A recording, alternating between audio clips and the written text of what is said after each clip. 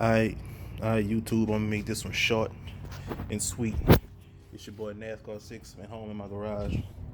I just got me. I don't even know if you saw me just now, but I'm aggravated that I had to even do this. Thank you, Dodge. But I got my cash can installed. Got a homemade bracket. I'm gonna try to make this short and sweet. What I did was, got a homemade bracket right here on this bolt.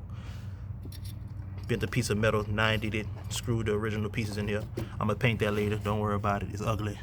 I took the original PCV holes, which is this right here. I just cut it. I cut it, put a hose right here, cut it and turned it, put a hose right here. The other half of it, I just plugged into that hose. Short and sweet, she in there. Already. Only took me maybe 10-15 minutes.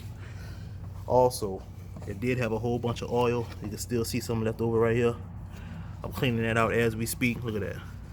So hopefully that gets all the oil out of my intake. Didn't have it in my filter. Didn't make it to my filter. My filter's fine.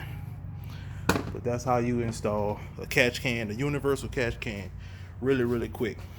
But I did, just if I messed anything up. I got another PCV hose right here.